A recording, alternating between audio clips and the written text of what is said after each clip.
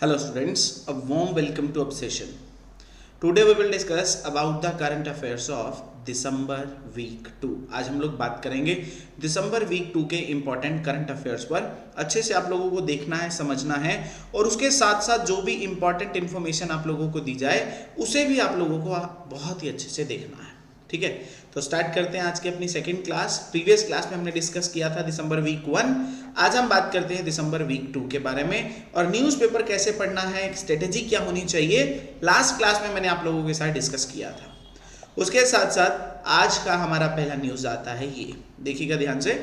Defence minister Rajnath Singh, हमने कल ministers याद किए थे, याद होगा आप लोगों को कि लास्ट क्लास में दिसंबर वीक 1 में हमने 5 मिनिस्टर याद किए थे, जैसे कम्युनिकेशन मिनिस्टर ज्योतिरादित्य सिंधिया, उसके साथ कल्चर मिनिस्टर कौन थे, गजेंद्र सिंह, उसके साथ रेलवे मिनिस्टर हमने किए थे अश्वनी वैष्णव, और वैसे ही हमने कोऑपरेशन मिनिस्टर याद किए थे।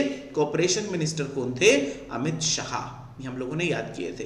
आज हम बात करते हैं राजनाथ सिंह, ये तो सभी को पता है हमारे डिफेंस मिनिस्टर हैं।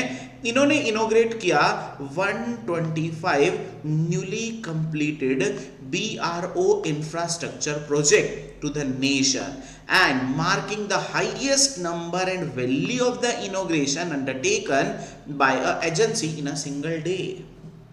तो कुछ समझ में आया होगा कि हमारे देश के जो डिफेंस मिनिस्टर हैं उन्होंने 125 इंफ्रास्ट्रक्चर प्रोजेक्ट एक ही दिन में 125 इंफ्रास्ट्रक्चर प्रोजेक्ट का अभी हाल ही में इनोग्रेशन किया है। और जो प्रोजेक्ट किसने बनाए, BRO ने, याद होगा BRO, कल हम लोगों ने पढ़ा था क्या, हमारे देश में जो रोड्स होते हैं ना सर, रोड्स को बनाने के लिए 2 ऑर्गेनाइजेशन रिस्पॉन्सिबल है, याद आया कुछ, NHAI national highway authority of India, और दूसरा हम लोगों ने पढ़ा था BRO बॉर्डर रोड ऑर्गेनाइजेशन। ये उसी बॉर्डर रोड ऑर्गेनाइजेशन की बात चल रही है। उन्होंने 125 अभी हाल ही में इंफ्रास्ट्रक्चर प्रोजेक्ट बनाए हैं BRO ने, जिसका उद्घाटन किसने किया है, डिफेंस मिनिस्टर राजनाथ सिंह ने। एक ही सिंगल डे में ये इनोग्रेशन हुआ है, जिस कारण से ये न्यूज इंपॉर्टेंट बन जाता है। क्लियर है, अप्रोक्सीमेटली 5000 करोड़ के ये प्रोजेक्ट थे, जिसके अंदर 28 रोड बने, 93 ब्रिज बने, 4 मिसलेनियस वर्क हुए, बहुत सारे काम यूनियन टेरिटरीज में और स्टेट्स में हुए हैं, जिस रीजन की वजह से ये इंपॉर्टेंट बन जाता है। उसके साथ साथ ये जो इवेंट हुआ ये कहां पर हुआ है, लद्दाख के अंदर हुआ है। वहीं से ही बाकी प्लेसेस का तो ऑनलाइन उद्घाटन कर दिया, ऑनलाइन तरीके से उद्घाटन कर दिया, और मेन ये इवेंट कहां पर हुआ, लद्दाख के अंदर हुआ है। क्लियर है, किसने इनोग्रेट किया, राजनाथ सिंह जी ने। प्रोजेक्ट इंफ्रास्ट्रक्चर प्रोजेक्ट किसने बनाए थे, BRO ने, बॉर्डर रोड ऑर्गेनाइजेशन ने।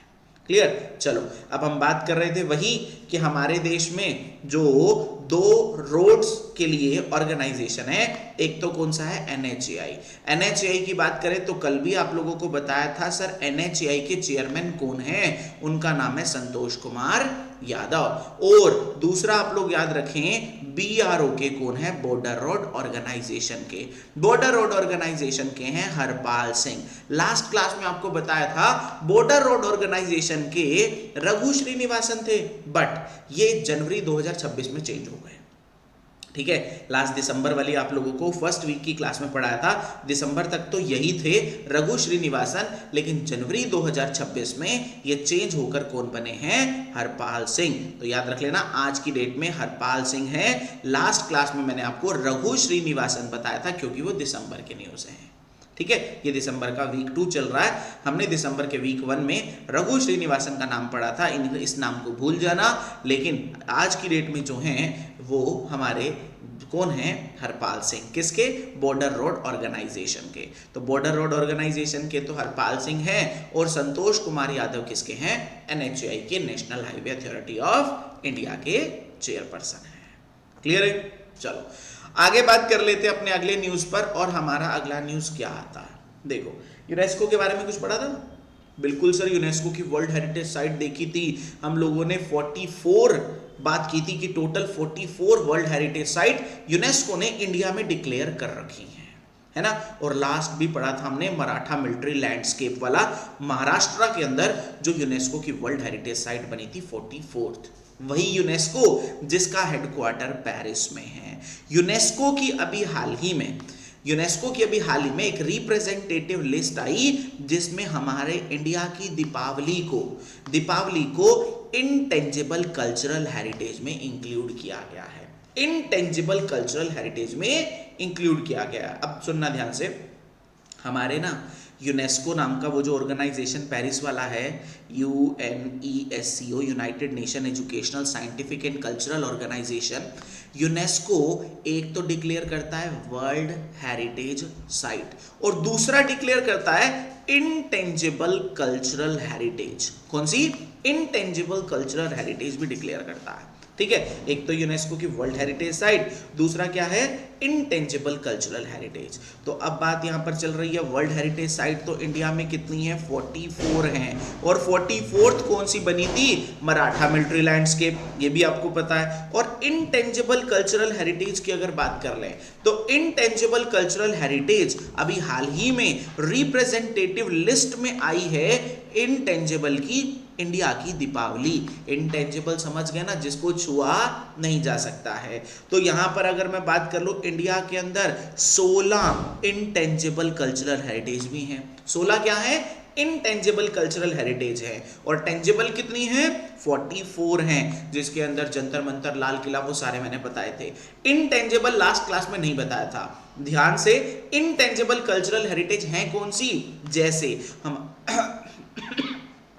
जैसे गरबा, योगा, कुंभ का मेला, दुर्गा पूजा ऑफ कैलकाटा, ऐसे ही हमारा टोटल मिलाकर 16 इंटेंजिबल कल्चरल हेरिटेज है। और आने वाले टाइम में हो सकता है कि ये जो दीपावली है वो भी इंटेंजिबल कल्चरल हेरिटेज में इंक्लूड हो जाए। अभी हाल ही में क्या है? ये रिप्रेजेंटेटिव लिस्ट में शामिल हुई है। समझ गए? रिप्रेजेंटेटिव लिस्ट में शामिल हुई है इंडिया की दीपावली। क्लियर? चलो, पता चल चुका है इंडिया की दीपावली अभी रिप्रेजेंटेटिव लिस्ट में शामिल हुई है। क्लियर? चलो, यूनेस्को के बारे में हम लोगों ने पढ़ा था। यूनेस्को का हेडक्वार्टर पेरिस में है। यूनेस्को के director general Khaled El Enany हैं। यूनेस्को के डायरेक्टर जनरल कौन है? Khaled El Enany. Khaled El Enany UNESCO के डायरेक्टर जनरल हैं। हेडक्वार्टर पेरिस में है। 45 में यूनेस्को बना था, 1945 में। यूनेस्को के अनुसार ये वर्ल्ड हेरिटेज साइट हमें पता है 3 टाइप की होती हैं, कल्चरल, नेचुरल और मिक्स्ड। हमारे टोटल वर्ल्ड में 1248 1248 हैं, जिसमें से इंडिया में 44 हैं। वर्ल्ड में सबसे ज्यादा इटली में 61 है। रिवाइज करा रहा हूं, प्रीवियस क्लास में हम पढ़ चुके हैं। ये इंडिया में जो 44 हैं, जिसमें से 36 कल्चरल हैं, 7 नेचुरल हैं और एक मिक्स्ड वर्ल्ड हेरिटेज साइट है कंचनजोंगा नेशनल पार्क। उसके साथ साथ हमारी जो लास्ट बनी थी 44th वर्ल्ड हेरिटेज साइट जो बनी थी वो बनी थी मराठा मिलिट्री लैंडस्केप। ये हमारी महाराष्ट्र के अंदर सबसे लास्ट बनी थी। क्लियर है? और सबसे ज्यादा वर्ल्ड हेरिटेज साइट कहां पर है? इंडिया में महाराष्ट्र के अंदर हैं। और वर्ल्ड में सबसे ज्यादा कौन से देश में है? इटली के अंदर है। ठीक है, ये हम लोगों ने पढ़ लिया था। आगे बात कर लेते हैं हम लोग अपने अगले न्यूज की ओर। ये न्यूज उम्मीद है समझ गए होंगे। एक तो हमारा इंटेंजिबल कल्चरल हेरिटेज वाला, यूनेस्को की हमारी टोटल 16 हैं और वर्ल्ड हेरिटेज साइट 44 हैं। यूनेस्को की दीपावली जो है वो अभी इंटेंजिबल में इंक्लूड होने वाली है, अभी नॉमिनेट हुई है।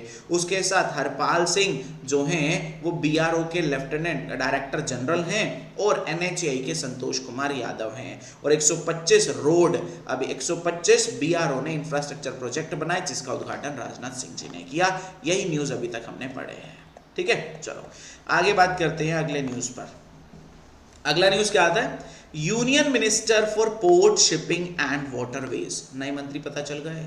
5 हम लोगों ने याद करे। छठे, union minister for port, port के कौन हैं? सर्बानंद सोनोवाल।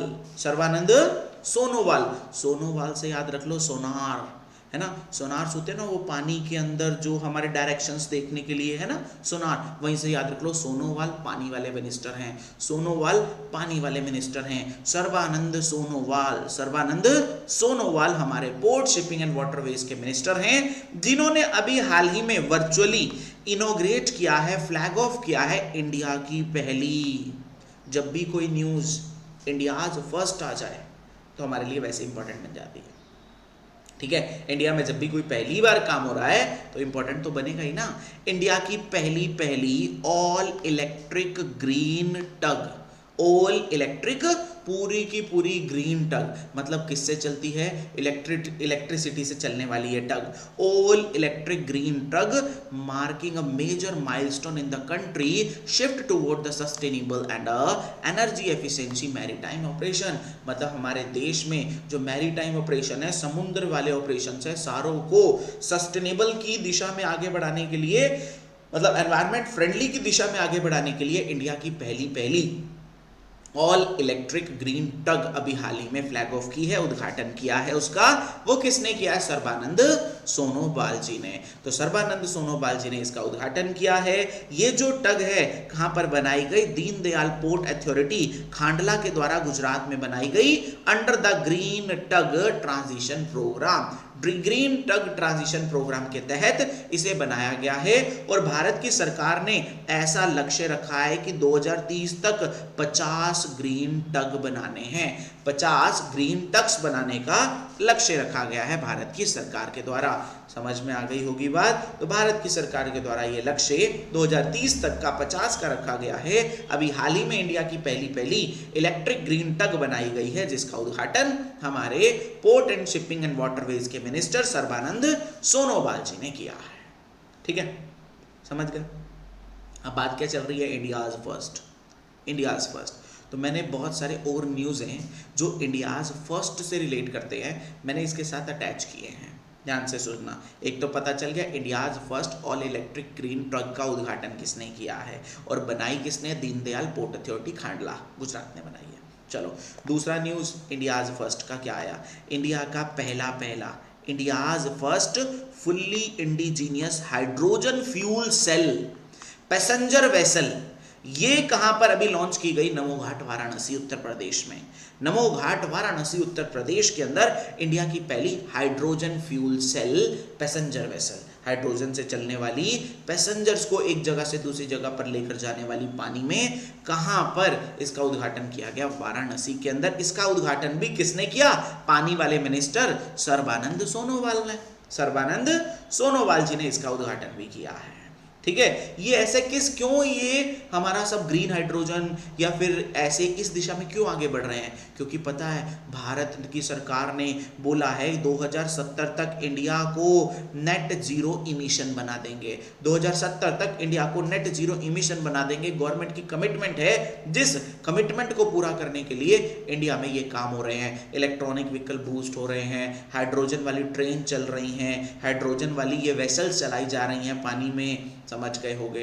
तो यहां पर दो पॉइंट आपको पता चले, इंडिया की पहली पहली indigenous hydrogen fuel cell passenger vessel, ये तो हुई वाराणसी के नमो घाट पे। उद्घाटन तो किसने किया, सर्बानंद सोनोवाल ने।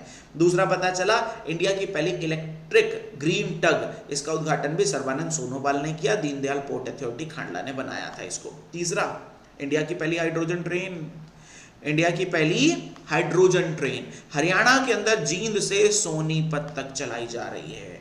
हरियाणा में जींद से सोनीपत तक चलाई जा रही है इंडिया की पहली पहली हाइड्रोजन ट्रेन। उसके साथ साथ इंडिया का पहला पहला ग्लास ब्रिज, ग्लास ब्रिज कहां पर बनाया गया, कन्याकुमारी के अंदर। इंडिया का पहला ग्लास ब्रिज कन्याकुमारी के अंदर बनाया गया। इंडिया की पहली AI city, artificial intelligence city कहां पर बनाई जा रही है, वो बनाई जा रही है लखनऊ के अंदर। इंडिया की पहली एआई सिटी, इंडिया का पहला एआई यूनिवर्सिटी, इंडिया की पहली एआई यूनिवर्सिटी ये कहां पर बनाई जा रही है, महाराष्ट्र में। इंडिया की पहली एआई यूनिवर्सिटी महाराष्ट्र में। इंडिया की पहली हाइपर लूप ट्रेन, इंडिया की पहली hyper loop train. Hyper loop समझते हैं, ये ना एक पाइप में चलेगी वैक्यूम के प्रेशर से, वैक्यूम के प्रेशर से अप्रोक्सीमेटली कह रहे हैं 1000 किलोमीटर प्रति घंटा, 800-900 तो कर लेगी, 1000 किलोमीटर प्रति घंटा इसका टारगेट रखा गया है।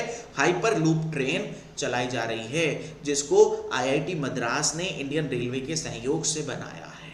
समझ में आ गई बात। और चलेगी कहां से कहां तक, पहली दिल्ली से जयपुर, दिल्ली से जयपुर। तो ये देखो 1 2 3 4 5 6 7 न्यूज, सारों में क्या था, इंडियाज फर्स्ट, चारों में क्या है, इंडिया फर्स्ट। सुनो अब, इंडिया का पहला ऑल इलेक्ट्रिक ग्रीन टग, इसका उद्घाटन सर्बानंद सोनोवाल जी ने किया। बनाई किसने, दीनदयाल पोर्ट अथॉरिटी खांडला गुजरात ने बनाई।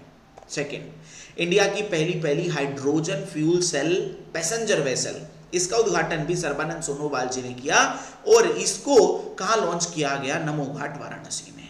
ठीक है। तीसरा पॉइंट, इंडिया की पहली हाइड्रोजन ट्रेन जींद से सोनीपत वाले रूट पर चलेगी हरियाणा में।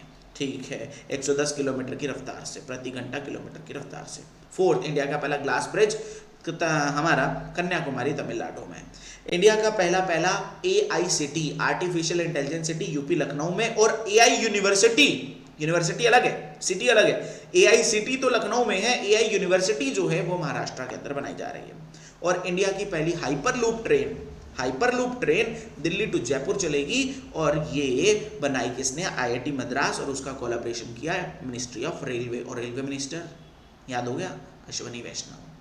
ठीक है, चलो आगे बात कर लेते हैं अपने न्यूज की और उम्मीद है कि यहाँ तक समझ गए होंगे। ठीक है, आराम से पढ़ा रहा हूँ, बार 2-3 बार रिवाइज करा रहा हूँ। अगर अगली क्लास में कोई और इंडियाज फर्स्ट का न्यूज़ आया तो ये दोबारा आप लोगों को रिवाइज करा दूंगा सारे। ठीक है, चलो अगला आता है हमारा नीति आयोग। क्या है, नीति आयोग का अटल इनोवेशन मिशन। नीति आयोग ने एक मिशन चलाया, Atal innovation mission, and Hindustan Unilever ने हाथ मिलाया, have joint forces to launch nationwide startup accreditation program aim to advancing India's transition to a circular economy. हाँ भाई, नीति आयोग का Atal innovation mission plus HUL सुना होगा, हिंदुस्तान यूनिलीवर लिमिटेड, इन दोनों ने हाथ मिलाया है, स्टार्टअप्स को पैसा देंगे, स्टार्टअप को फंडिंग करने के लिए, स्टार्टअप को और ज़्यादा प्रमोट करने के लिए, उनके लिए अच्छा एनवायरनमेंट एस्टेब्लिश करने के लिए HUL के साथ नीति आयोग के अटल इनोवेशन मिशन ने हाथ मिलाया है।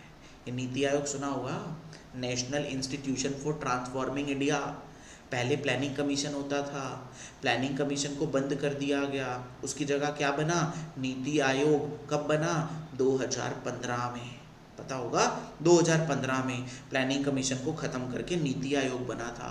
प्लानिंग कमीशन 5 ईयर प्लान बनाता था, लेकिन नीति आयोग 15 साल वाले प्लान बनाता है। याद होगा, चलो बता देता हूँ।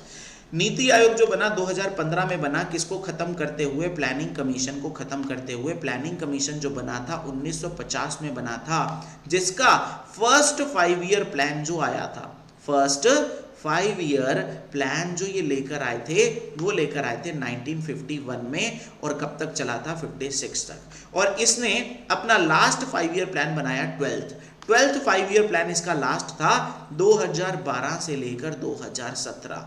लेकिन इसी बीच ही 2015 में हमारे देश में नरेंद्र मोदी सरकार ने प्लानिंग कमीशन को खत्म कर दिया, उसकी जगह नीति आयोग बना दिया।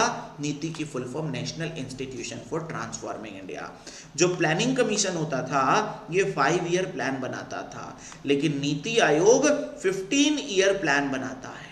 कौन से ईयर प्लान, 15 ईयर, 15 साल वाले प्लान बनाता है। और 15 साल वाले प्लान का इन्होंने नाम रखा विजन प्लान। क्या नाम रखा, विजन प्लान। इन्होंने बोला विजन रखनी है, नजर रखनी है आने वाले 15 सालों में, जिसमें 3 साल के 5 जो होंगे वो होंगे एक्शन प्लान। और अगर कभी लगे कि स्ट्रेटजी चेंज करने की जरूरत, 7 साल के 2 पार्ट बना दिए स्ट्रेटेजिक प्लान। कौन से प्लान, स्ट्रेटेजिक प्लान। समझ गए होंगे। नीति आयोग का 15 साल वाला प्लान है जिसका नाम विजन प्लान है, जिसके अंदर 3 साल के 5 एक्शन प्लान है, 7 साल के 2 स्ट्रेटेजिक प्लान है। नीति आयोग प्लानिंग कमीशन को खत्म करके बना था। प्लानिंग कमीशन बना था 1950 में, नीति आयोग बना 2015 में। अब इनके चेयरमैन का नाम याद रख लो। नीति आयोग के चेयरमैन नरेंद्र मोदी हैं, नीति आयोग के वाइस चेयरमैन सुमन बेरी हैं, नीति आयोग के CEO BVR सुब्रमण्यम हैं। ये 3 नाम बहुत इंपॉर्टेंट हैं कि नीति आयोग के चेयरमैन तो नरेंद्र मोदी, सिंपल है, नीति आयोग के वाइस चेयरमैन सुमन बेरी, और नीति आयोग के CEO BVR सुब्रमण्यम हैं। क्लियर, समझ गए? तो उम्मीद है ये सारे पॉइंट आप लोगों को क्लियर हो गए होंगे।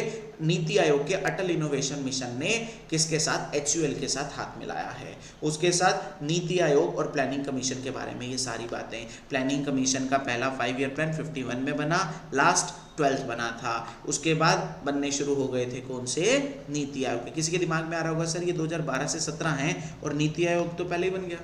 नीति आयोग बन तो पहले ही गया, लेकिन इसने जो अपना 15 साल वाला प्लान बनाना शुरू किया ना, वो 17 के बाद शुरू किया। क्यों? वो कहते हैं चलो प्लानिंग कमीशन का प्लान चल रहा है, चलते रहने दो, बीच में खत्म नहीं करते, उसके बाद शुरू कर लेंगे। लेकिन प्लानिंग कमीशन उड़ा दिया था इन्होंने 2015 में। ठीक है, इसके चेयरमैन का नाम Narendra Modi ji and vice chairman Suman Bery and CEO BVR Subrahmanyam है। किसके? नीति आयोग के। आगे अगला न्यूज क्या आता है? UPSC, सभी ने सुना होगा, union public service commission. Union public service commission की बात चल रही है। इन्होंने अभी हाल ही में ऑल पर्सन बेंचमार्क डिसेबिलिटी अभी हाल ही में शुरू की है। एक नया इनिशिएटिव लिया है, centre of choice. Centre of choice simple है, यूपीएससी ने सेंटर फॉर, कुछ नहीं है, सिंपल सा है। इसमें ये कहा गया जो भी दिव्यांग पर्सन है ना, दिव्यांग पर्सन है, वो दिव्यांग पर्सन अपने हिसाब से अपना सेंटर चूज कर सकते हैं, जहां पर वो चाहें वहां पर पेपर देने जा सकते हैं। दिव्यांग पर्सन के लिए न्यू अभी एक पहल शुरू की है, सेंटर फॉर चॉइस। अपने हिसाब से सेंटर चूज करें, क्योंकि उनको एक जगह से दूसरी जगह पर पेपर दे जाने में दिक्कत होती है, जिस रीजन की वजह से इन्होंने कहा अपने हिसाब से सेंटर चूज कर लो। ठीक है, इतना इंपॉर्टेंट न्यूज नहीं है, बट यूपीएससी के चेयरमैन का नाम इंपॉर्टेंट है, अजय कुमार। क्या नाम है? अजय कुमार। और हमारे देश में सिविल सर्वेंट बनने के लिए यूपीएससी होता है ना, ये तो पता ही होगा। ठीक है, IAS IPS ऑफिसर्स बनने के लिए होता है यूपीएससी। IAS IPS ऑफिसर्स की कैपेसिटी बिल्डिंग के लिए हमारे देश की मोदी सरकार ने एक योजना चलाई थी, मिशन कर्मयोगी। क्या नाम था? मिशन कर्मयोगी नाम की योजना चलाई थी हमारे देश में सिविल सर्वेंट्स की कैपेसिटी बिल्डिंग करने के लिए। क्लियर है? तो मिशन कर्मयोगी याद रखना है, सिविल सर्वेंट्स के लिए है। उसके साथ साथ हमारे अजय कुमार का नाम याद रखना है, जो यूपीएससी के चेयरमैन है। क्लियर? ये सारे पॉइंट क्लियर हो गए। और centre for choice, centre of choice, ये अभी इनिशिएटिव लॉन्च किया है यूपीएससी ने। अगला न्यूज, नेक्स्ट न्यूज क्या आता है? नेक्स्ट न्यूज हमारा आता है ये कि हमारे जो वाइस प्रेसिडेंट ऑफ इंडिया हैं सीपी राधाकृष्णन, इन्होंने अभी एक पोस्टेज स्टैंप लॉन्च करी है। एक एम्परर, एक रिनाउंड रूलर, ठीक है, रूलर जो थे उनकी याद में, जो नाम क्या इनका, पीरुम्बिदुगु, और पूरा नाम है पिरुम्बिदुगु मूर्ति रायायर, ये इनका नाम है। इनकी अभी याद में एक अभी पोस्टेज स्टैंप लॉन्च की है हमारे देश के वाइस प्रेसिडेंट सीपी राधाकृष्णन जी ने। और ये जो लॉन्च की है, ये की है तमिल समागम हुआ था, तमिल संगमम हुआ था, वहाँ पर इसको लॉन्च किया गया है। काशी तमिल समागम में इसको लॉन्च किया गया है। ये कौन हुआ करते थे? पिरुम्बुगु, ये हुआ करते थे तमिलनाडु के एक माने ताने रूलर, जिनका नाम क्या था? पिरुम्बुगु। तो इनकी याद में अभी हाल ही में ये एक पोस्टेज स्टैंप लॉन्च की गई है। ठीक है, तमिलनाडु के माने ताने रूलर हुआ करते होंगे, राजा हुआ करते होंगे, उनकी याद में पोस्टेज स्टैंप लॉन्च किया हमारे देश के वाइस प्रेसिडेंट सीपी राधाकृष्णन जी ने। ठीक है, चलो और भी है। अब ये जो पोस्टेज स्टैंप होती है पोस्ट ऑफिस वालों की होती है। एक और भी पोस्टेज स्टैंप आई थी अभी न्यूज़ में, मैंने साथ ही डाल दिया।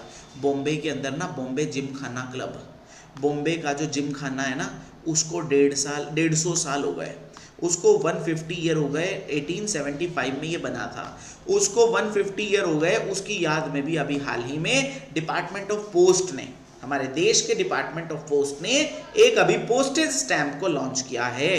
500 रुपये की पोस्टेज स्टैंप है, अभी इसको लॉन्च किया गया है। क्लियर है? एक तो हो गई किसकी याद में? पिरुम्बिदुगु, ठीक है, ठीक है, पिरुम्बिदुगु की याद में, और दूसरा बॉम्बे जिमखाना के 150 साल पूरे होने में। दो गए पोस्टेज से रिलेटेड, पोस्ट से रिलेटेड, और एक और आया पोस्ट ऑफिस से रिलेटेड कि इंडिया के अंदर पहला जेंजी पोस्ट ऑफिस खुला केरला में। इंडिया का पहला जेंजी पोस्ट ऑफिस कहां पर खुला है? केरला के अंदर। ठीक है, आप लोग सारे जेंजी हैं तो पता होना चाहिए। इंडिया का पहला जेंजी पोस्ट ऑफिस जो है वो कहां पर खुला है? केरला के अंदर खोला गया है। ठीक है, तो ये पोस्टल से रिलेटेड हमारे 3 न्यूज़ थे।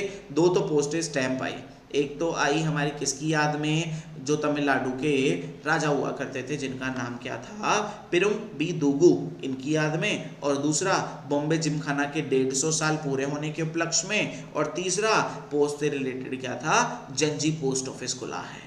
जंजी पोस्ट ऑफिस केरला के अंदर CMS कॉलेज में इंडिया का पहला, ये भी याद रख लेना, फर्स्ट ऑफ काइंड, पहला पोस्ट ऑफिस जंजी पोस्ट ऑफिस खुला है।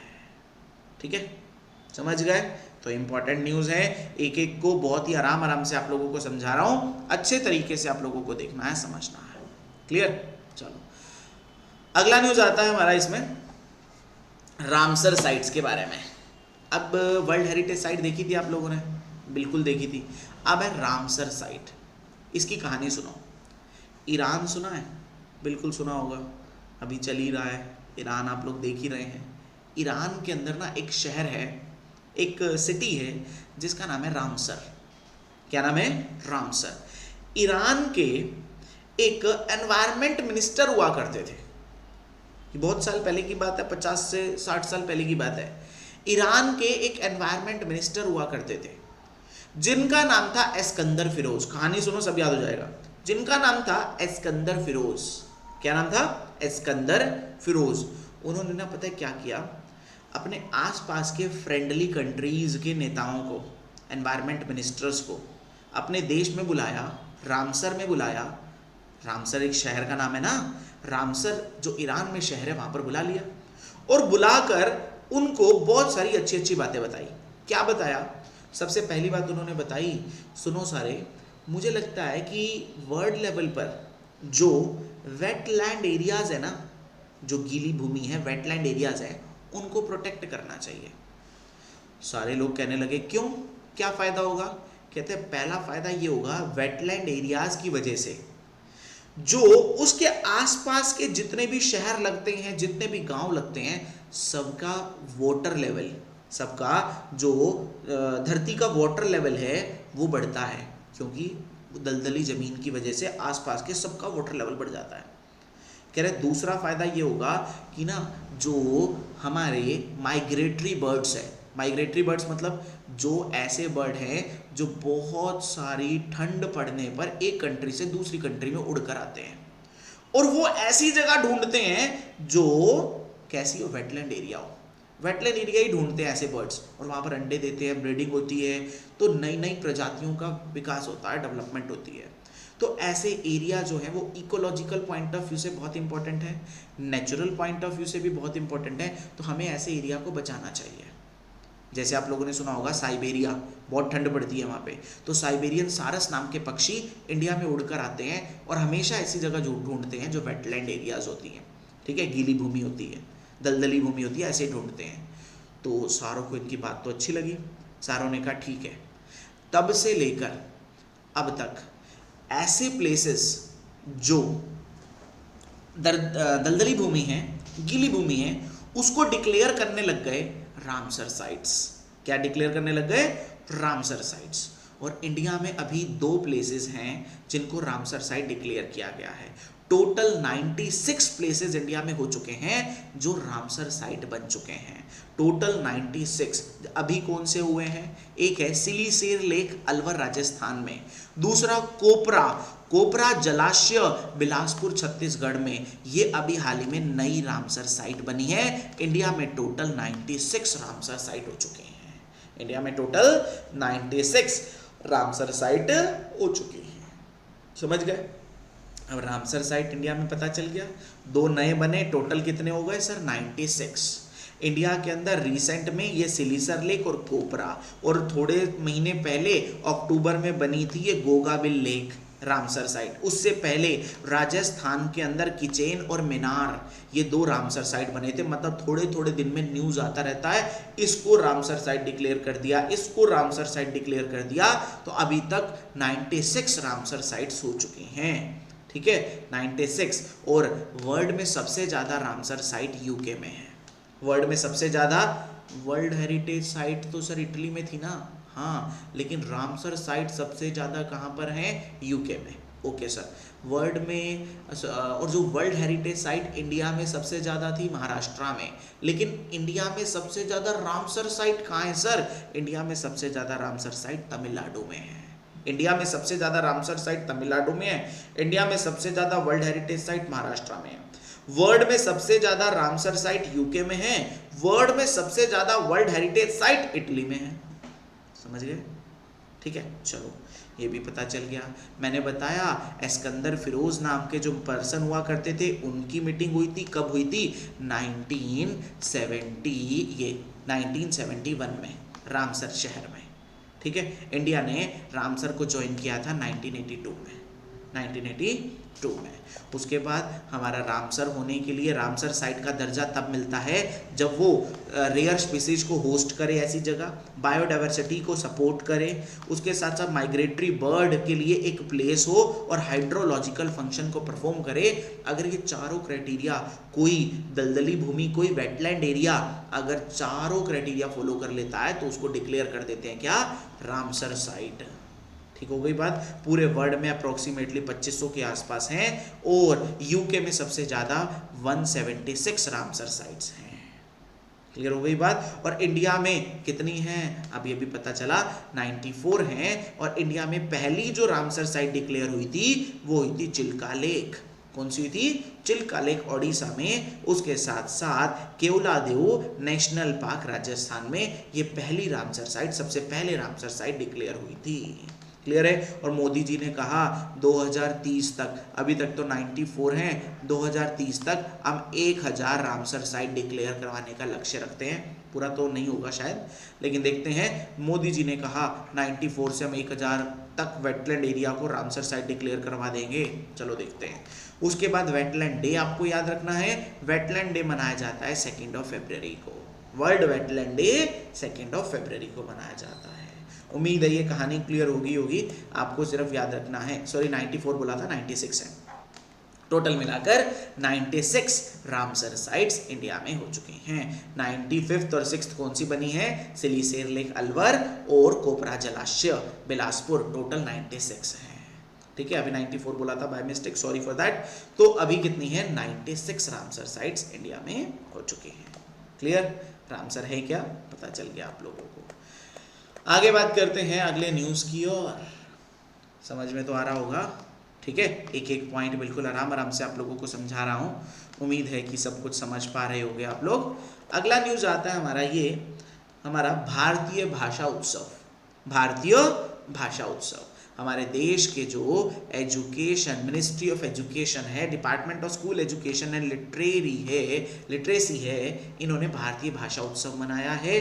किसकी याद में? बर्थ एनिवर्सरी मनाई है सुब्रमण्या भारती की याद में। सुब्रमण्या भारती की याद में अभी हाल ही में ये मनाया गया भारतीय भाषा उत्सव, जिसका थीम रखा गया मैनी लैंग्वेज वन इमोशन। अनेक भाषाएं अनेक भाव एक, भाषाएं अनेक भाव एक, जिसको पूरे सारे इंडिया के सारे स्कूल्स में मेल आई कि आप ये फेस्टिवल को सेलिब्रेट करो। और ये 4 से लेकर 11 दिसंबर तक ये फेस्टिवल मनाया गया हमारे इंडिया के स्कूल्स में। मैनी लैंग्वेजेस वन इमोशन की थीम के साथ भारतीय भाषा उत्सव किसकी याद में मनाया गया? बर्थ एनिवर्सरी थी किसकी? सुब्रमण्या भारती की, उसकी याद में भारतीय भाषा उत्सव मनाया गया है।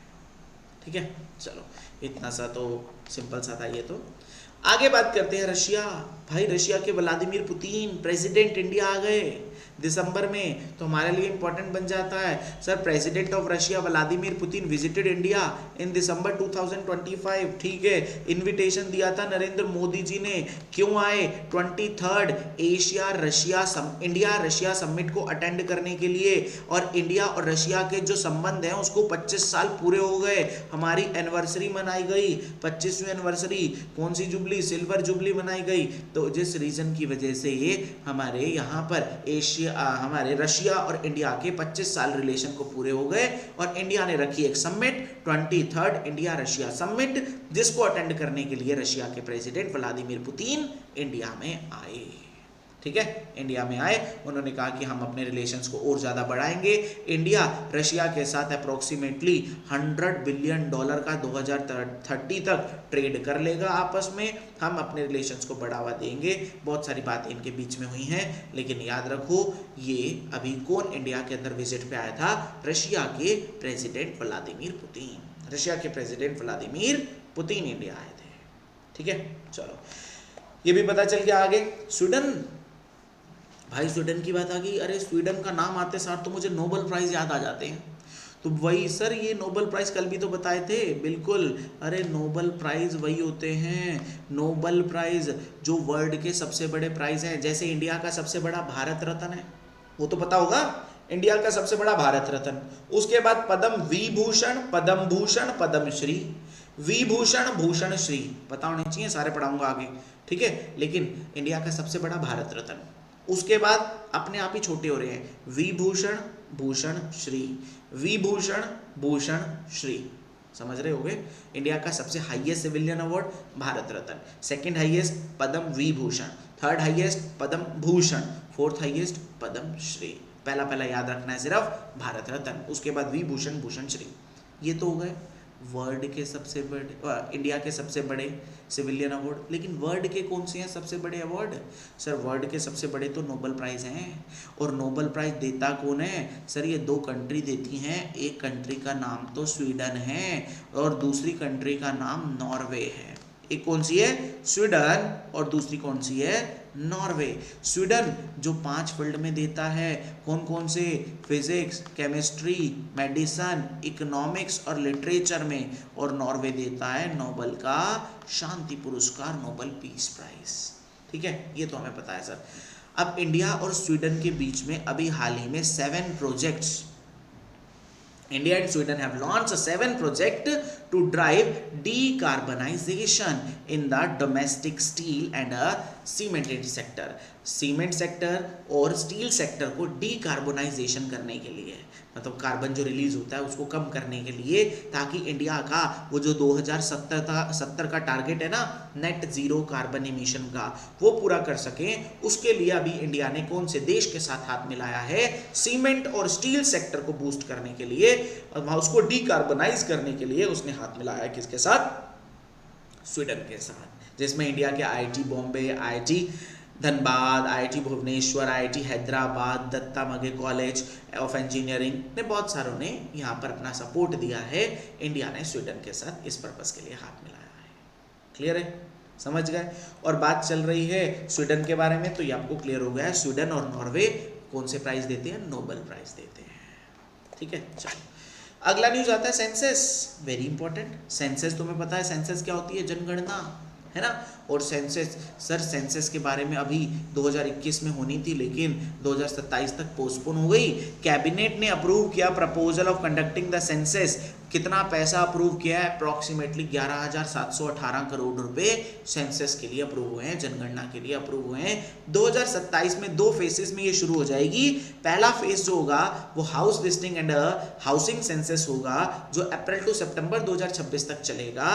एंड जो सेकेंड फेज होगा वो पॉपुलेशन एन्यूमरेशन होगा, उसमें जिसमें जनता को गिना जाएगा।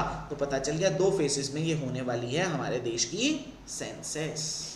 ठीक है, सेंसस पता ना, जनगणना कितने साल बाद होती है? सर 10 साल बाद, है ना। इंडिया में पहली बार कब हुई थी? पता नहीं। इंडिया में सेंसस को करवाता कौन है? पता नहीं। इंडिया में इस बार जो जनगणना हो रही है कौन से नंबर की है? ये भी नहीं पता है। चलो पढ़ते हैं। ये तो पता चल गया कितना बजट अप्रूव हुआ है, अप्रोक्सीमेटली 11,718 11,718.24 करोड़ रुपीस अलॉट हुए, 2 स्टेजेस में होनी है। ठीक है, चलो अब सारा बातें पढ़ते हैं सेंसस के बारे में। इंडिया का पहला सेंसस पहली बार 2027 में डिजिटल सेंसस हो रहा है। इन 2027 पहली बार कौन सा सेंसस हो रहा है? डिजिटल सेंसस हो रहा है। पहली बार ऐप के थ्रू, मोबाइल के थ्रू सारा का सारा डाटा कलेक्ट किया जाएगा। ठीक है, चलो ये पता चल गया है। उसके साथ साथ cabinet committee on a political affair in its meeting 30 अप्रैल को जो हुई थी, डिसाइड किया कास्ट एनुमरेशन आएगा इस बार के सेंसस में। कास्ट के बिहाफ पर जनसंख्या को काउंट किया जाएगा, कास्ट एनुमरेशन होगा। ठीक है, ये भी पता चल गया। उसके बाद सर इंडिया में पहली बार जनगणना वैसे तो 1872 में हुई थी। कब हुई थी? 1872 में। लेकिन पहली बार जो कॉन्टिन्यू वाली सिंक्रोनाइज, पहली बार जो सिंक्रोनाइज कॉन्टिन्यू वाली जो शुरू हुई थी वो हुई थी 1881 में। जो करवाई किसने थी? जिसको करवाई थी WC प्लॉडन ने। WC प्लॉडन ने पहली बार जनगणना को करवाया था। अभी तक टोटल 15 बार हो चुकी है। कितनी बार हो चुकी है? 15 बार जनगणना हो चुकी है। तो ये देखो, मतलब अभी जो 2027 में हो रही है सर, वो कौन सी है? 16th census of India, but 8th census of independent India. 8th census of independent India, मतलब आफ्टर इंडिपेंडेंस पहली बार 51, 61, 71, 81, 91, 2001, 2011 और आप कौन सी हो गई? 2021। आफ्टर इंडिपेंडेंस तो सर इंडिया में 8th सेंसस है और टोटल इंडिया में 16 टाइम सेंसस हो रहा है। सेंसस को करवाता कौन है? सर सेंसस को करवाते हैं सेंसस कमिश्नर। कौन करवाते हैं? Census commissioner. जो पहली बार थे सेंसस कमिश्नर WC प्लॉडन थे, और आज की डेट में सर सेंसस कमिश्नर कौन है? उनका नाम है मृत्युंजय कुमार नारायण। मृत्युंजय कुमार नारायण जो इस बार सेंसस आपको करवाते हुए दिखेंगे। इस बार का सेंसस जो हमारे इंडिया के कौन है? Census commissioner. इनको ना रजिस्ट्रार जनरल ऑफ इंडिया भी बोलते हैं। रजिस्ट्रार जनरल ऑफ इंडिया भी बोलते हैं, जो इंडिया में क्या करवाते हैं? सेंसस करवाते हैं। तो सेंसस को करवाने का काम रजिस्ट्रार जनरल ऑफ इंडिया का होता है। इनको सेंसस कमिश्नर भी बोलते हैं, और आज की डेट में कौन है? मृत्युंजय कुमार नारायण। ठीक है, समझ गए? इंडिया में पहली बार सेंसस 1872 में हुआ था, बट लगातार वाला 1881 में। इंडिया में टोटल 15 हो चुके हैं, इस बार 16वां है। इंडिपेंडेंट में 7 हो चुके हैं, इस बार 8वां है। और 21st सेंचुरी जो आई थी उसमें 2 हो चुके हैं, इस बार तीसरा है। 21st सेंचुरी पता चल गया ना? 2000 के बाद 2001, 11 और अब तीसरा है 2027 वाला। ठीक है, तो और जब 2011 में हुआ था और उस समय रजिस्ट्रार जनरल थे विवेक जोशी। आज की डेट में कौन है? मृत्युंजय कुमार नारायण। और साथ साथ ये भी याद रखना है, इस बार के सेंसस की थीम क्या है? वो है जन भागीदारी से जन कल्याण। जन भागीदारी से जन कल्याण इस बार की थीम रखी गई है। ठीक है, चलो, तो ये सारी बातें आपको क्लियर हो चुकी हैं। अगले न्यूज की ओर आगे बढ़ते हैं। ठीक है, समझ गए? चलो अगले न्यूज की ओर आगे बढ़ते हैं, और अगला न्यूज हमारा आता है, ये देखना ध्यान से। Cabinet committee on economic affair, जिसको नरेंद्र मोदी जी ने चेयर किया, अप्रूव किया MSP ऑफ कोपरा। कोपरा पता ना? खोपा, अरे नारियल, सूखा हुआ नारियल। ठीक है, उसका MSP डिसाइड कर दिया 2026 के सीजन के लिए। कितना? अप्रोक्सीमेटली 11,582 रुपये पर क्विंटल। ये 2025 में था। ठीक है, मतलब MSP, यहाँ पर मैंने इस न्यूज़ को लाने का मेन मोटिव क्या है? ये रेट बताना नहीं है, और ये आएगा भी नहीं कुछ भी। सिर्फ पता है क्या आएगा?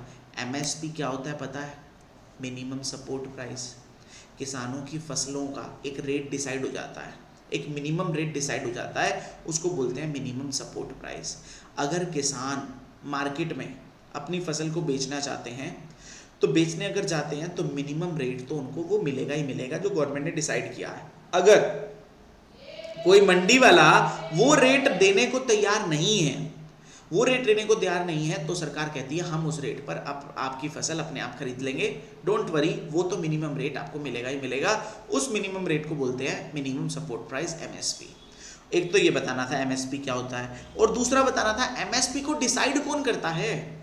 MSP को डिसाइड करता है CACP, commission for agriculture cost and price. Commission for, government of India ने MSP को डिसाइड करने के लिए एक अलग से कमीशन बनाया है, commission for agriculture cost and price. Commission for agriculture cost and price, commission समझ गए ना? ऑर्गेनाइजेशन, अलग से ऑर्गेनाइजेशन बनाया जिसका नाम क्या है? CACP, commission for agriculture cost and price. नाम से पता चल रहा है कमीशन फॉर एग्रीकल्चर, एग्रीकल्चर की चीज़ों की पहले कॉस्ट देखता है, उसके बाद प्राइस डिसाइड कर देता है। ठीक है, CACP, यही बताना था बस। ऐसे ही मखाना बोर्ड बना है, नेशनल मखाना बोर्ड की मीटिंग हुई है पहली बार अभी, और हुई कहाँ पर है? नई दिल्ली के अंदर कृषि भवन में। क्योंकि पिछले साल के बजट में भारत की सरकार ने नेशनल मखाना बोर्ड बनाया था। नेशनल मखाना, मखाने की डिमांड आपको पता है बहुत ज़्यादा है, ये वाला मखाना आप लोग देख रहे हैं। और इस मखाने को, मिथिला के मखाने को पिछले बार जीआई टैग भी मिला था, मिथिला के मखाने को जीआई टैग भी मिला था। तो ये आपको दिख रहा है, मखाना बोर्ड भी एस्टेब्लिश किया था, और मखाना बोर्ड जो एस्टेब्लिश किया गया था ये आपको दिख रहा है बिहार के अंदर, ऑफिशियली लॉन्च कहाँ पर, बिहार के अंदर, मखाना बोर्ड बिहार के अंदर, याद रखो मखाना बोर्ड बिहार के अंदर, ठीक है। इसकी अभी पहली मीटिंग हुई है, समझ गए। तो ये मखाना भी पता चल गया, कोपरा भी पता चल गया, एमएसपी पता चल गया, और एमएसपी को डिसाइड कौन करता है ये पता चल गया। अगला न्यूज आता है इंडियाज रेजोल्यूशन, इंडिया का resolution strengthening the global management of wild fire and adopted the 7th session of the United nation environment assembly. United nation environment assembly हुई, यूनाइटेड नेशन एनवायरमेंट असेंबली हुई Kenya के अंदर, Nairobi में, Kenya की capital Nairobi में United nation environment assembly हुई। वहाँ पर इंडिया ने ना एक रेजोल्यूशन, मतलब एक प्रपोजल रखा था जो पास हो गया। प्रपोजल क्या था, strengthening on global management of wild fire. Strengthening on global management मतलब वर्ल्ड लेवल पर वाइल्ड फायर को, जंगलों में जो आग लग जाती है उसको कंट्रोल करने के लिए उन्होंने एक रेजोल्यूशन रखा था, एक प्रपोजल रखा था, ताकि पूरा वर्ल्ड वहाँ पर साथ होकर इस काम को करे वहाँ पर, और वो प्रपोजल पास हो गया है। और ये मीटिंग आपको याद रखनी है, यूनाइटेड नेशन एनवायरमेंट असेंबली कहाँ पर हुई थी, नैरोबी केनिया में।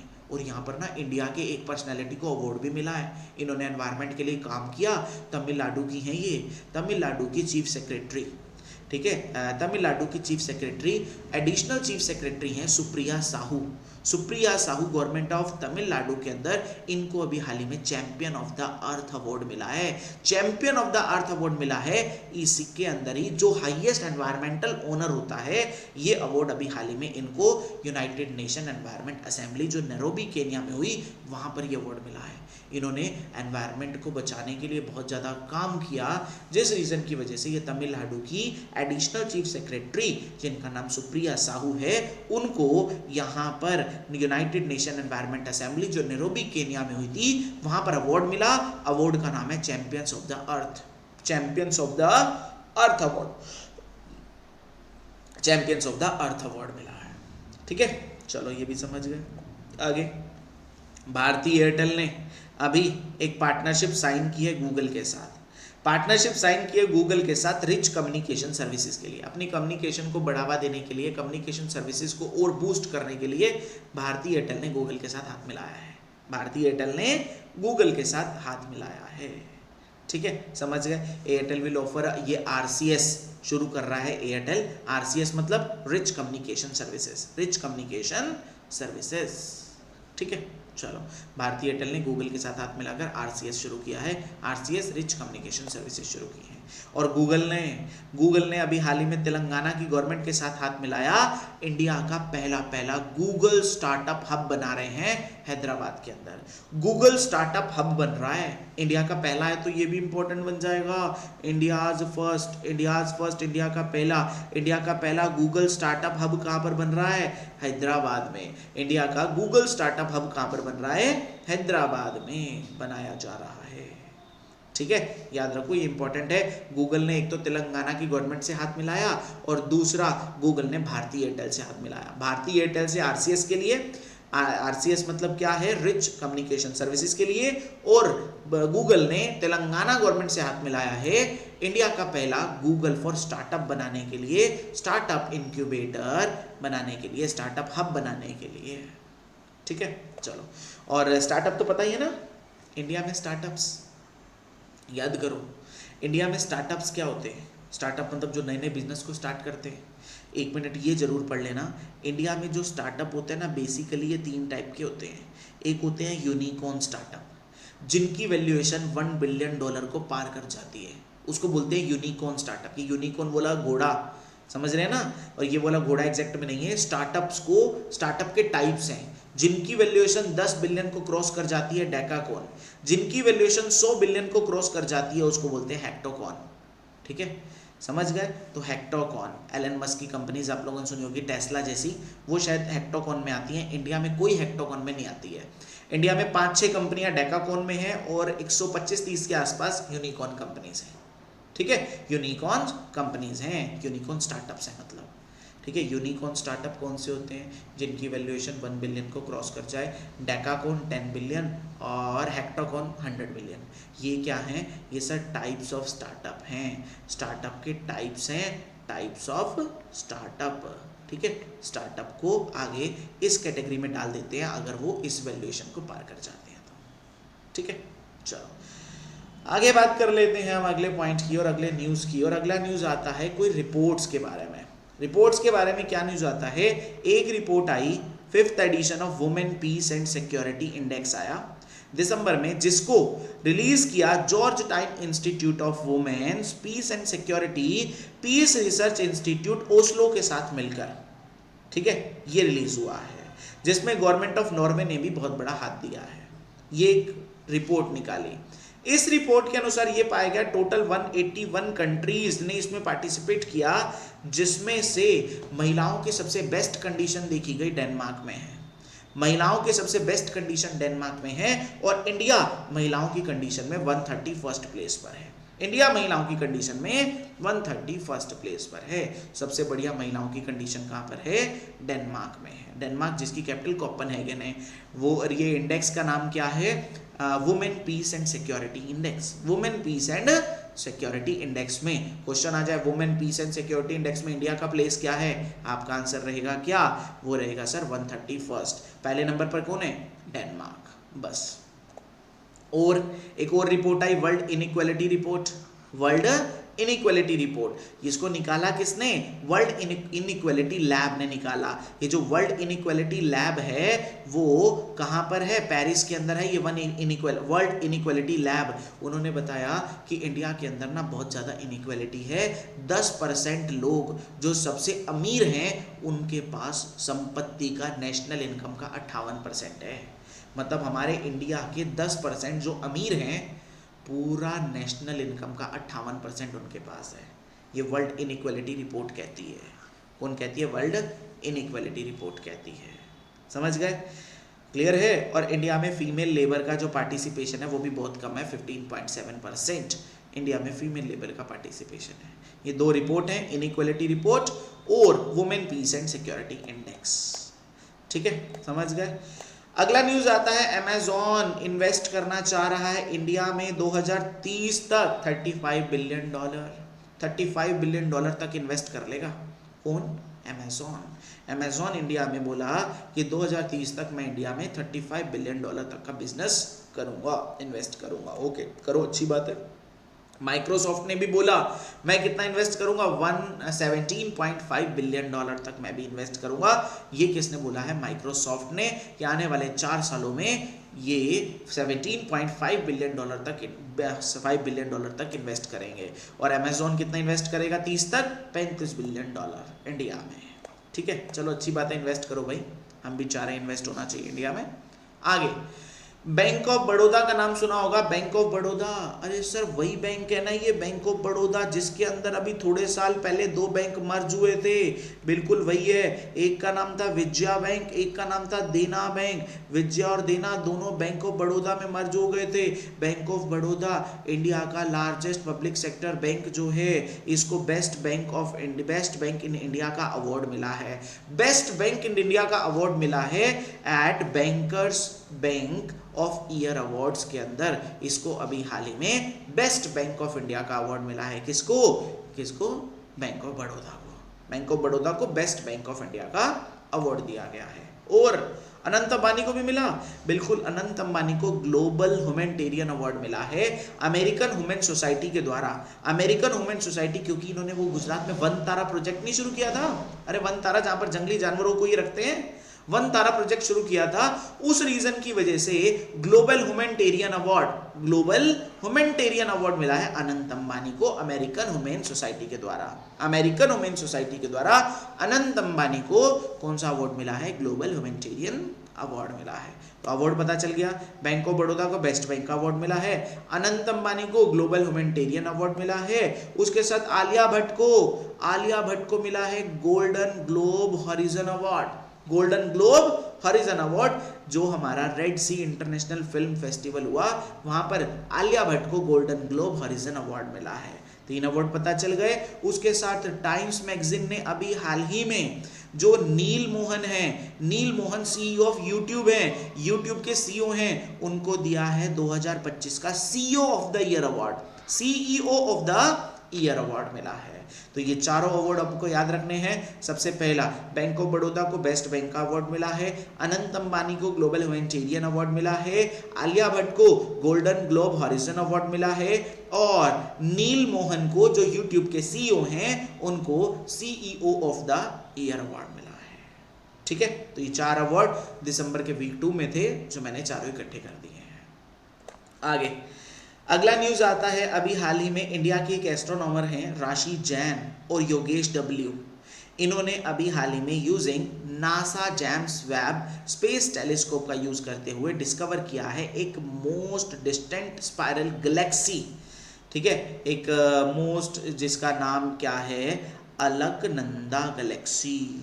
क्या डिस्कवर किया इन्होंने, अलकनंदा गैलेक्सी डिस्कवर की है। किसने, राशि जैन और योगेश ने, या राशि जैन और योगेश ने क्या डिस्कवर किया, अलकनंदा गैलेक्सी। बस समझ गए, और कुछ नहीं पढ़ना इनके बारे में।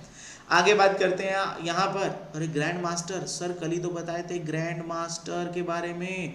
सर वही होते हैं ना ग्रैंड मास्टर जो चेस में होते हैं, बिल्कुल ग्रैंड मास्टर हमारे चेस में होते हैं, ग्रैंड स्लैम हमारे टेनिस में होते हैं।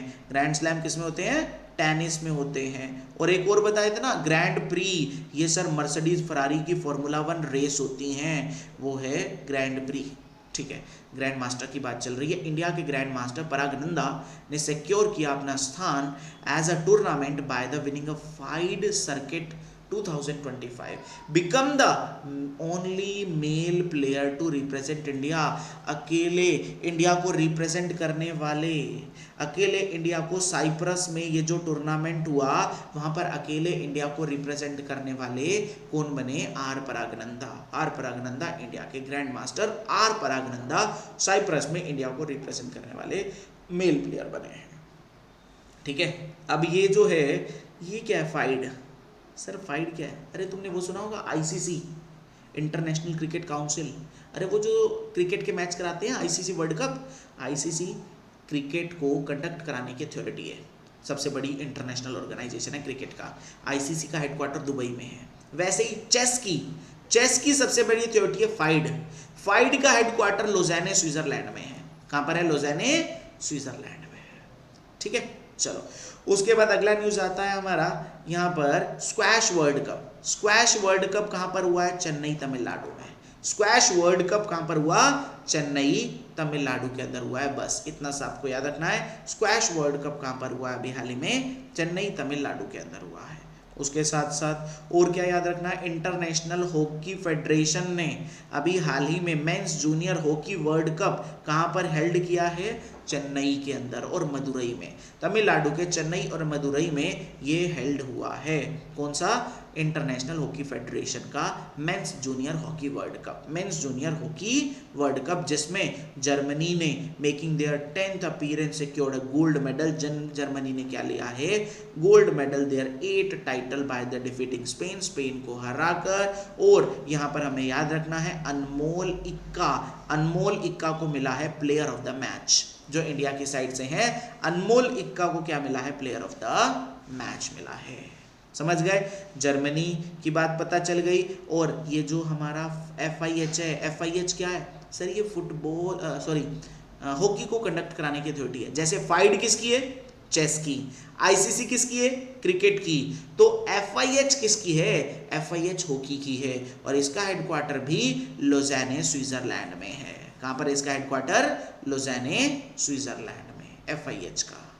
ठीक है, चलो तो ये भी पता चल गया। Mains junior hockey world cup कहाँ पर हुआ, ये हुआ है चेन्नई तमिलनाडु में, चेन्नई और मदुरई तमिलनाडु में हुआ है। ठीक है, चलो अगला न्यूज आता है, इंडिया ने अभी हाल ही में Commonwealth kho kho championship India के अंदर होगी 9 मार्च 2026 से 14 मार्च के बीच में होगी। इंडिया इसको होस्ट करेगा, किसको? Commonwealth kho kho championship. Commonwealth, ये कॉमनवेल्थ क्या होता है सर? वो जो कॉमनवेल्थ कंट्रीज के बीच में गेम होते हैं, कॉमनवेल्थ गेम, ठीक है, उसको बोलते हैं कॉमनवेल्थ। ये कॉमनवेल्थ वही जो यूके के अंडर रहे थे देश, वही है बिल्कुल सर। कॉमनवेल्थ एक ग्रुप है जिसका हेडक्वार्टर कहाँ पर है? लंदन यूके में। कॉमनवेल्थ डे कब मनाते हैं? 24 मई को। कॉमनवेल्थ में कितने देश आते हैं? 56। कॉमनवेल्थ में 56 देश, 56 कंट्रीज आती हैं। 24 मई को कॉमनवेल्थ डे मनाते हैं। कॉमनवेल्थ का हेडक्वार्टर लंदन यूके में है। और कॉमनवेल्थ खो खो चैंपियनशिप कहाँ पर होनी है? इंडिया के अंदर होनी है, मार्च के अंदर, मार्च 2026 में, ठीक है, ये भी पता चल गया। उसके साथ साथ लैंडो नॉरिस ने अभी हाल ही में आबू धाबी ग्रैंड प्री को जीता है। आबू धाबी ग्रैंड प्री के अंदर first formula 1 driver championship title Abu Dhabi grand pre का क्या नाम है? लैंडो नॉरिस, ठीक है, समझ गए। इसके प्लेयर के नाम और भी याद रखने हैं, जैसे मैक्स वेस्टअपन, फॉर्मूला 1 रेस है। अरे ग्रैंड प्री बताया ना अभी, ग्रैंड प्री फॉर्मूला 1 रेस होती हैं। और अभी Abu Dhabi grand prix Lando Norris, Abu Dhabi grand prix किसने जीती है? लैंडो नॉरिस, ठीक है, लैंडो नॉरिस ने, ये याद रखना है आप लोगों को। उसके साथ साथ अगला न्यूज आता है, इंटरनेशनल शूटिंग स्पोर्ट फेडरेशन का वर्ल्ड कप फाइनल कहाँ पर हुआ है? दोहा कतर के अंदर हुआ है। दोहा कतर के अंदर हुआ है, जिसमें चाइना ने टॉप किया है और इंडिया के जोरावर सिंह ने यहाँ पर पीपल चॉइस अवार्ड जीता है। इंडिया के जोरावर सिंह ने कौन सा अवार्ड जीता है? पीपल चॉइस अवार्ड जीता है, ठीक है। तो पता चल गया वर्ल्ड कप जो है शूटिंग का, वो कहाँ पर हुआ? दोहा कतर में, ठीक है, कतर की राजधानी को दोहा के अंदर हुई। तो क्या हमारा वर्ल्ड कप शूटिंग वाला हुआ है। आगे लास्ट आते हैं डेज पे, ह्यूमन राइट डे कब मनाया जाता है सर? 10 दिसंबर को मनाया जाता है। इस बार की theme human right our everyday essentials. Human rights our everyday essentials. कौन सा डे है? ह्यूमन राइट डे, इंपॉर्टेंट है, world human right day. Anti corruption day 9 दिसंबर को होता है। Anti corruption day, international anti corruption day 9 दिसंबर को होता है। एनर्जी कंजर्वेशन डे 14 दिसंबर को मनाया जाता है। एनर्जी कंजर्वेशन डे 14 दिसंबर को मनाया जाता है। क्लियर है? दोबारा देख लो ये डेज के बारे में। एक तो है हमारा ह्यूमन राइट डे, 10 दिसंबर को मनाया जाता है। Human right our everyday essential, इसकी थीम। इंटरनेशनल एंटी करप्शन डे 9 दिसंबर, उसके साथ साथ नेशनल एनर्जी कंजर्वेशन डे 14 दिसंबर। ये 3 डेज दिसंबर के वीक 2 के हैं। और हमने ये इस बार स्पोर्ट्स के थोड़े से ज़्यादा थे, ध्यान से देख लेना। इंटरनेशनल शूटिंग का स्पोर्ट फेडरेशन का जो वर्ल्ड कप हुआ वो दोहा कतर में हुआ। चाइना ने टॉप किया, जोरावर सिंह को पीपल चॉइस अवार्ड मिला है। उसके साथ साथ लोंडो आबू धाबी ग्रैंड प्री जीती है लोंडो ने। उसके साथ साथ कॉमनवेल्थ, इंडिया के अंदर कॉमनवेल्थ खो खो चैंपियनशिप होनी है मार्च के अंदर। और कॉमनवेल्थ के अंदर 56 देश है, लंदन यूके में इसका हेडक्वार्टर है। 24 मई को कॉमनवेल्थ डे मनाते हैं। उसके साथ साथ इंटरनेशनल हॉकी फेडरेशन का main junior hockey world cup Chennai Madurai के अंदर तमिलनाडु में हुआ, जिसके अंदर जो प्लेयर ऑफ द मैच बने हैं अनमोल इक्का बने हैं। उसके साथ साथ हमने देखा ग्रैंड मास्टर कौन है? आर परागनंदा जो हैं उन्होंने इंडिया को रिप्रेजेंट किया। कहाँ पर रिप्रेजेंट किया? साइप्रस के अंदर जो फाइड का सर्किट मैच हुआ था चेस का, तो उसमें इंडिया को रिप्रेजेंट किया है। ठीक है, तो ये हमारे सारे न्यूज़ थे जो आप लोगों को पता चले दिसंबर के वीक 2 के। ये सारे पॉइंट्स आप लोगों को याद रखने हैं। और कोई भी डाउट आए तो with the help of Shubham sir आप लोग मुझे कांटेक्ट कर सकते हैं। कोई भी अगर आपको इससे रिलेटेड प्रॉब्लम आती है तो पीडीएफ आपके साथ शेयर कर दी जाएगी, और पीडीएफ से एक बार रिवाइज ज़रूर कर लेना ताकि सारी बातें आप लोगों को पता चल जाए। ठीक है, रिवाइज ज़रूर करना है पूरी की पूरी पीडीएफ को। कोई भी डाउट आए तो आप लोग पूछ सकते हैं, और अच्छे तरीके से पढ़ो। और ये मत टेंशन लेना कि सर याद तो होएंगे नहीं, समझ तो आ गए, याद कैसे होंगे ये चीज़ें? भाई याद नहीं करनी है, रटनी नहीं है इसको। जब ये 3-4 बार अपने आप ही आपकी आंखों के आगे से निकल जाएंगे, अपने आप ही आपका ऑप्शन देखकर आप इसका आंसर लगा पाओगे। ओके, चलो, thank you to all of you. Thank you so much, thanks to all. मिलते हैं दिसंबर के वीक 3 के साथ अगली क्लास में। Thank you so much.